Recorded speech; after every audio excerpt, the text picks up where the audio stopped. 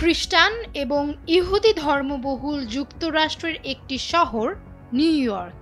এই শহরকেই এবার নেতৃত্ব দেবেন এক মুসলিম নেতা, নাম তার জোহরান মামদানি। মেয়র পদে বসে ইতোমধ্যেই চক্ষুশূল হয়েছেন মার্কিন প্রেসিডেন্ট ট্রাম্পের। এত বাধা অতিক্রম করে কি করে মেয়র পদে বসলেন ডেমোক্রেটিক পার্টির এই মুসলিম নেতা, কি তার পরিচয়?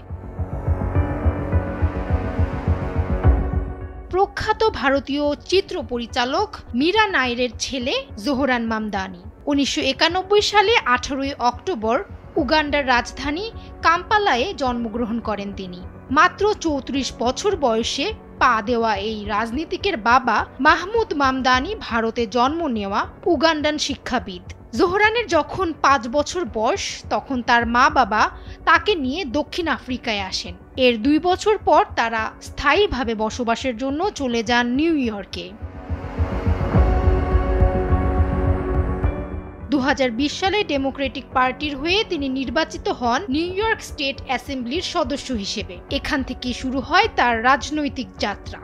সাধারণ মানুষের সমস্যা, বিশেষত ভাড়া, গণপরিবহন ও শিক্ষা নিয়ে সরাসরি কাজ করে তিনি দ্রুত জনপ্রিয়তা অর্জন করেন। 2024 সালে মেয়র পদে প্রতিদ্বন্দ্বিতার জন্য ঘোষণা দেন তিনি।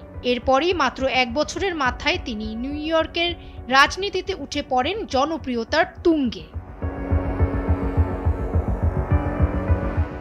মামদানি শুধু অভ্যন্তরীণ রাজনীতিতেই নয়, আন্তর্জাতিক ক্ষেত্রেও ছিলেন সর্বদা সরব। তিনি গাজায় ইসরায়েলের আগ্রাসন নিয়ে বরাবরই প্রতিবাদ জানিয়েছেন। তার দাবি, গণহত্যার অভিযোগে অভিযুক্ত নেতানিয়াহু নিউ ইয়র্কে এলেই গ্রেপ্তার করা উচিত তাকে।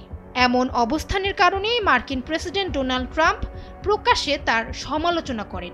এমনকি হুমকি দিয়ে বলা হয় মামদানি জয় পেলে নিউ ইয়র্কে ফেডারেল তহবিল বন্ধ করে দেওয়া হবে। কিন্তু ট্রাম্পের এই বক্তব্য উল্টো মামদানিকে আরও জনপ্রিয় করে তোলে। মুসলিম জনগোষ্ঠীর পাশাপাশি মামদানি সোচ্চার ছিলেন ভিন্নধর্মী মানুষের অধিকার নিয়েও।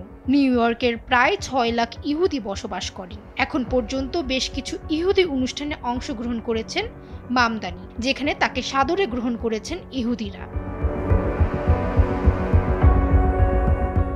মামদানি স্বতন্ত্র প্রার্থী ও সাবেক ডেমোক্রেটিক গভর্নর অ্যান্ড্রু কুয়োমোকে পরাজিত করেছেন। ইতোমধ্যেই ট্রাম্প তার এই জয়কে নিয়ে কটূক্তি করাও শুরু করেছেন। এ বিষয়ে তিনি বলেন, যুক্তরাষ্ট্রে চলমান শাটডাউনের কারণে রিপাবলিকানদের পরাজয় হয়েছে, সেই সঙ্গে এই ব্যালটে ট্রাম্পের নাম ছিল না। ফামিহা সুহরাওয়ার্দী, সময়ের আলো।